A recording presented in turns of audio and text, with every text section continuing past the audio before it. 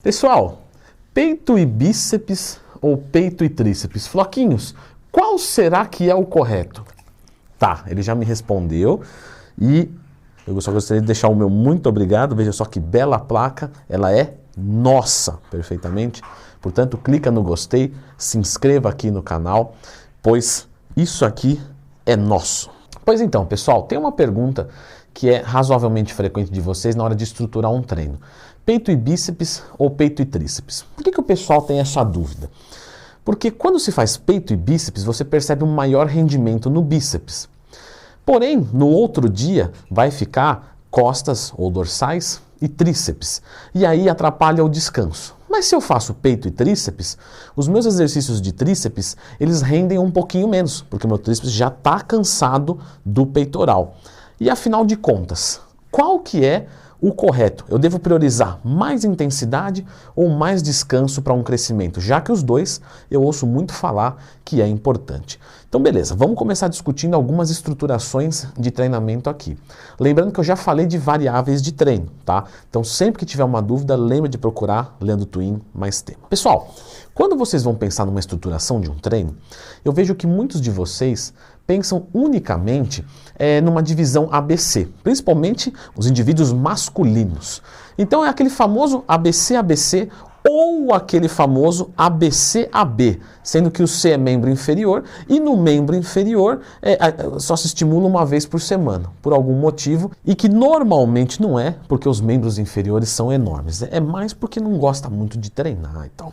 Eu sempre oriento os meus alunos em proporção e simetria. Por quê? Porque justamente, pessoal, nem tudo que é grande é bonito. Um cara que tem um shape feio, tá? Desproporcional, e toma anabolizante, ele vira um feião. É isso que acontece. Agora, tem cara que é natural, tudo encaixadinho, ombro marcadinho, cintura escapular melhor que a cintura abdominal. Às vezes esse cara que está natural, nossa, ele dá um pau no cara que está hormonizado. Então sempre visa em proporção. E por que eu estou falando tudo isso? O vídeo não era de peito e tríceps e costas e bíceps, você fica complicando. Não é porque eu quero explicar direitinho. Porque pensa só no seguinte, se você faz peito e tríceps, nos exercícios de peito você já trabalha o tríceps, certo? Mais ou menos. Se você faz supinos, sim, você vai trabalhar o tríceps porque tem uma extensão de cotovelo em força agônica, num movimento multiarticular. Agora, se você faz só crucifixos e pec deck, você vai ativar o seu tríceps bastante? Não. Por outro lado, você vai ativar o bíceps, porque num crucifixo, o bíceps ele não permite que o cotovelo faça um movimento, ele trabalha como um movimento estabilizador. Então é muito comum pessoas fazerem crossover, crucifixo, e no outro dia acordar com dor no bíceps. Principalmente quem é iniciante, porque não estimula muito o bíceps e tal, então qualquer coisinha sente. Um mais avançado é muito mais difícil, até porque ele tem muito mais força aqui do que vai precisar no bíceps para estabilizar. Como vocês podem ver, dependendo da escolha dos exercícios de peito, você trabalha bíceps ou tríceps. E se você escolhe os supinos, você trabalha o tríceps. Aí nós temos duas variáveis. Nós podemos colocar o tríceps junto com o peitoral para que o pau fique inteiro num dia só, bacana, ou podemos separar. Só que quando você separa, inversamente, né, costas, dorsais. Vou fazer uma puxada, olha o que está acontecendo, meu bíceps está trabalhando, meu bíceps está trabalhando. Então, se eu coloco o bíceps junto com dorsais, eu vou pegar menos carga nele, menos intensidade. Porém, o pau vai ficar todo num dia, que eu já reforço, isso é excelente, porque para recuperação eu vou estar pronto sem atrapalhar os outros grupos musculares e assim eu setorizo o meu treinamento. Só que aí depende, porque você pode colocar peito e bíceps também. Como? Se você faz um isolamento do seu tríceps, então eu vou fazer peito com mais crucifixos, com mais pec deck, com mais crossover, então eu não ativei o meu tríceps, joguei o meu bíceps porque foi ativado mais esses exercícios como estabilizador, como eu já expliquei, e com isso, tá, você consegue deixar o tríceps descansando, para que em costas e tríceps você consiga ter um excelente rendimento. Aí você vai dizer, tá, Leandrão, mas e o bíceps nesse caso? Eu posso fazer, por exemplo, um treino de dorsal com pull down, com pullover, que são exercícios que vão trabalhar mais as dorsais sem ativar tanto o bíceps? Pode, mas aí você começa a comprometer, talvez, a qualidade do seu treinamento, porque vai faltar puxada, vai faltar remada e etc. Mas, ainda assim, seria possível, dependendo da prioridade que você quer dar. E esse que é o ponto do vídeo. O que o seu shape precisa? Por isso que eu falei de proporção. Vamos assumir que o seu shape precisa de tríceps. O tríceps é fraco. Então, qual que seria o adequado? Você trabalhar, por exemplo, o peitoral com crucifixos, com essas coisas que não ativam tanto o tríceps e deixar o tríceps separado. Ou então colocar o tríceps no mesmo dia, só que você vai dar um pau maior e vai demorar mais para voltar a treinar. Existe também uma técnica chamada carga de choque. A carga de choque, o que você vai pressupor para ela?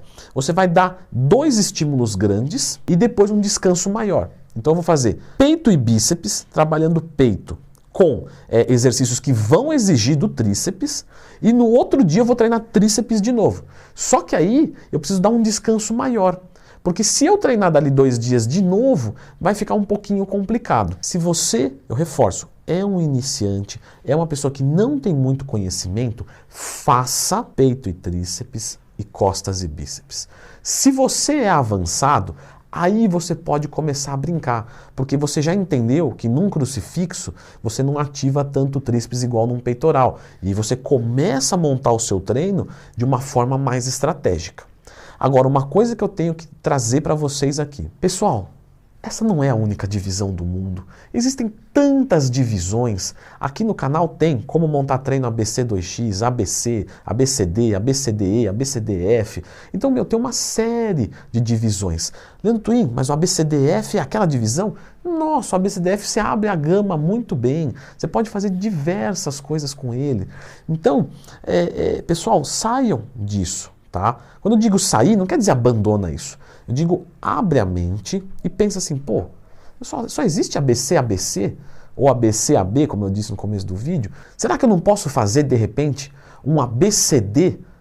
E aí eu coloco o meu músculo fraco que eu tenho, sei lá, peitoral 2 vezes por semana, um dia com tríceps, outro dia com ombro, e treino o resto 1 vez por semana para melhorar um músculo fraco, que vai ser mais eficiente do que treinar tudo igual, porque eu já entendi que só ser grande não é fator determinante. Eu preciso ser proporcional.